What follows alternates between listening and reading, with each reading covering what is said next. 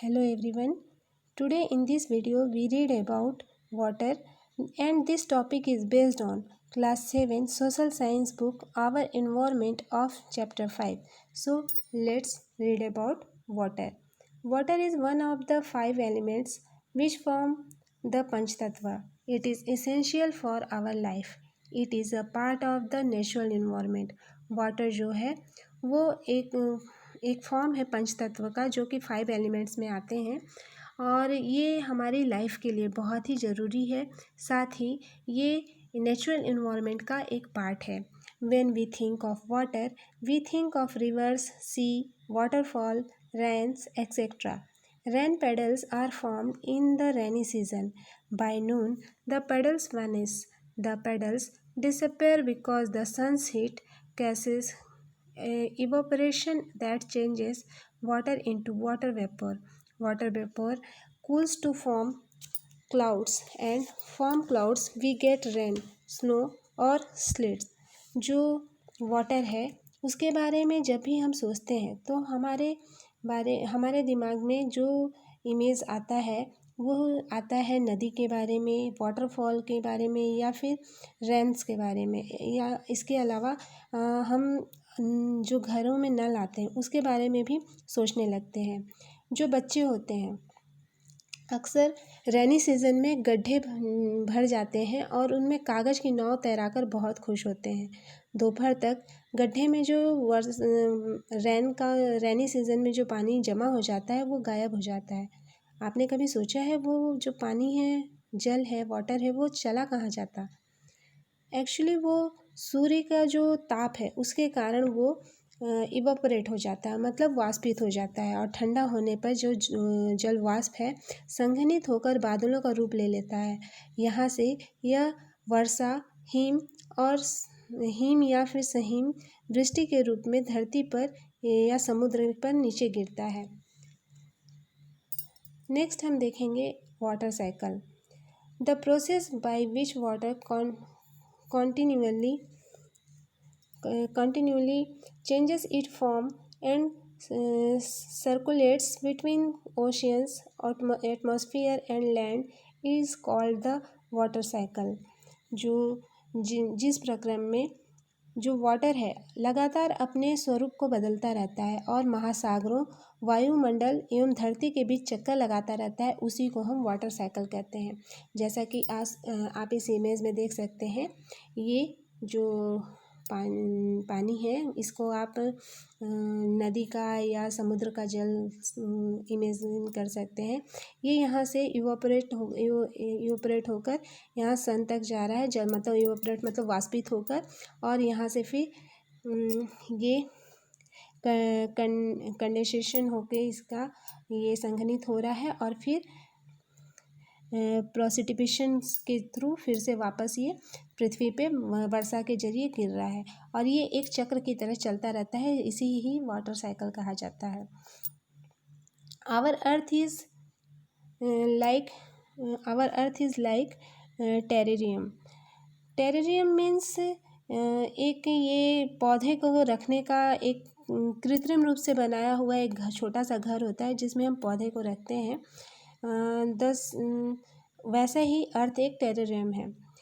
The same water that existed centuries ago still exist today. हमारी ये जो पृथ्वी है बिल्कुल जो जैसे कि मैंने बताया एक टेरेरियम की तरह है। जो जल शताब्दियों पूर्व उपस्थित था वही आज भी मौजूद है। यहाँ एक बार फिर से वाटर साइकिल को एक्सप्लेन किया गया है इस इमेज में, आप ध्यान से देखें तो यहाँ किस तरीके से ये जो पानी है ऊपर की ओर इवोपरेशन के थ्रू जा रहा है बादलों तक और फिर ये कंडेंसेशन के थ्रू फिर यहाँ से हो रहा है और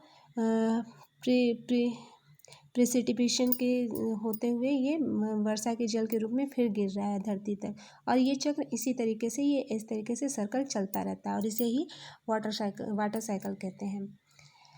water source can be broadly classified into a fresh water sources.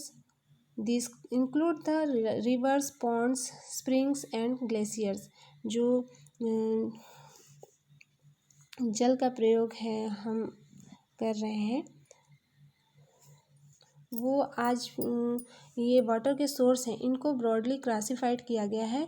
उनके जो क्लासिफिकेशन है, एक है फ्रेश वाटर सोर्सेस जिसमें रिवर्स आते हैं, पॉन्ड्स, स्प्रिंग्स एंड ग्लेशियर्स आते हैं, और सेकंड है salty water source, ocean bodies and seas form a part of this. जो सॉल्टी वाटर है, ओशियन बॉडीज जो समुद्र के जल है, महासागर के और सागर के जल, ये सॉल्टी वाटर सोर्स हैं। This water of the ocean is saline because is contains huge amount of dissolved salts. Most of this salt is sodium chloride, commonly known as the common table salt that we eat daily. जो salty water source हैं, जैसा कि मैंने बताया, ये थोड़े salty होते हैं। इसमें अधिकांश जो मात्रा होती है इनके सॉल्टी होने का रीज़न है क्योंकि इसमें नमक होता है जिसे सोडियम क्लोराइड, या खाने में उपयोग किया जाने वाला नमक जिसे कहते हैं सोडियम क्लोराइड, वो रहता है। उसकी वजह से जो ये ओशियन बॉडीज़ और सीज के जो वाटर है वो सॉल्टी होते हैं। नेक्स्ट हम देखेंगे डिस्ट्रीब्यूशन ऑफ वाटर, जो जल का वितरण है उसके बारे में हम यहाँ देखेंगे। 3/4 of the earth's surface is covered by water, but most of this water is available as saline water in oceans and seas. Fresh water is a small fraction of total water on earth. Due to this, in spite of living on the blue planet, we face shortage of drinking water. The following table shows the distribution of water in percentage.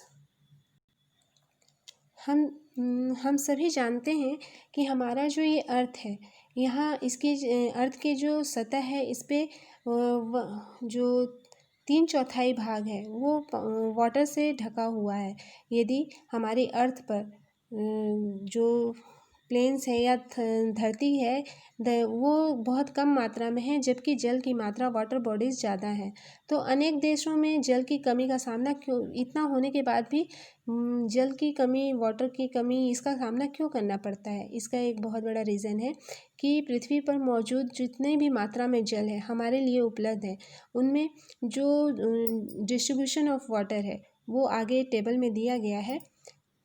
जैसे water bodies और यहाँ percentage, ocean, जो ocean means महासागर है, वहाँ जो percentage है वो 97.3 है।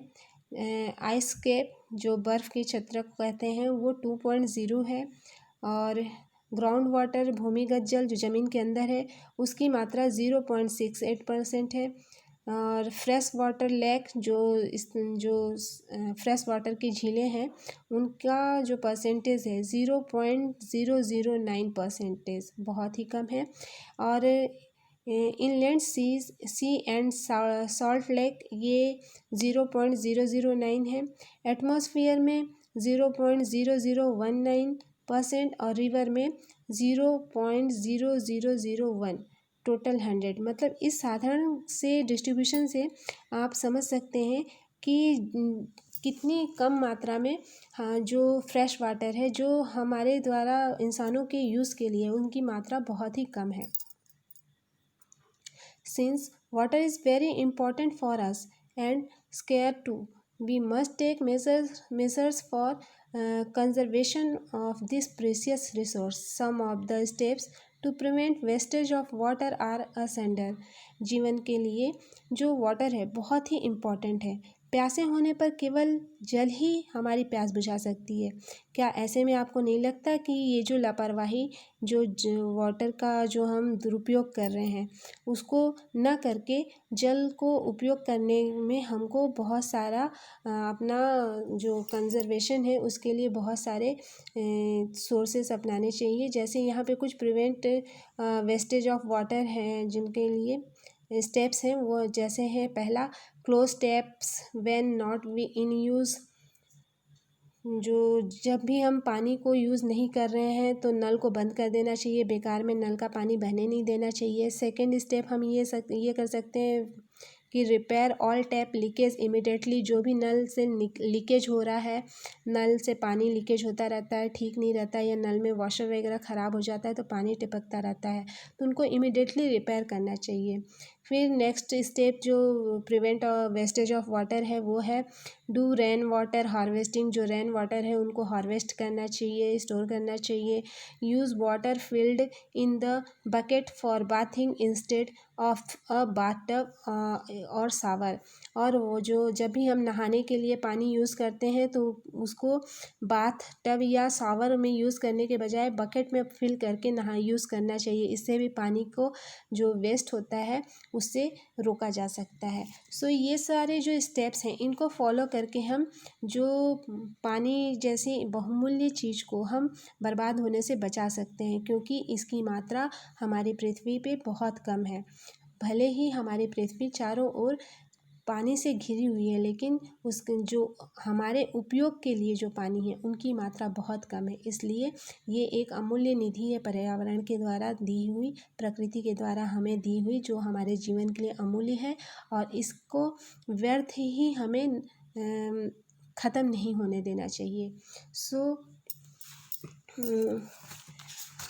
I hope all of you have understood the all concept of today. Thank you.